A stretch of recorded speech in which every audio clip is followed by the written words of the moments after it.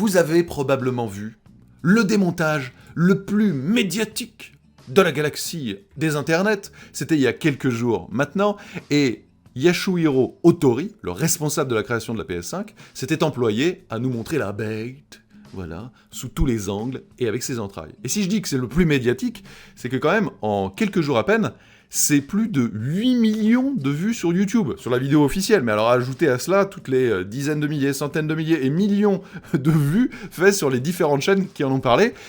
Pour un démontage, c'est quand même extrêmement important. Eh bien, il y avait une question qu'on se posait tous. Soyons honnêtes, hein, les yeux dans les yeux. Quand on a vu la PS5, on s'est quand même dit, waouh, elle est balèze. Vraiment, elle est grosse.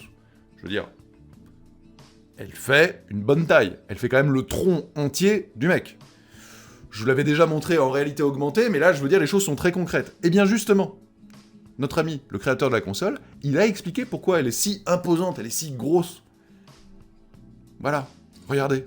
C'est sur un site japonais qui s'appelle X-Tech. Et il est revenu dans le détail. Alors, je vais le citer et le traduire.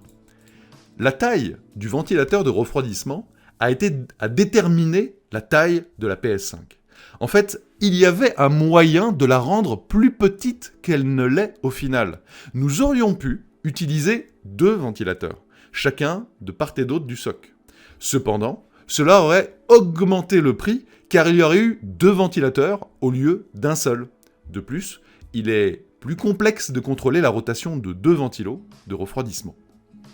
Et donc, en cela, on comprend très clairement que la création au global et d'une console là, dans l'exemple précis, c'est toujours une question de compromis, de choix. Et souvent, le design industriel naît, justement, de ces compromis divers et variés, des choses qu'il faut faire rentrer à l'intérieur, et c'est pour ça souvent que les formes se définissent. Donc, ils auraient pu la faire plus petite, mais ils ont préféré prendre un gros ventilo.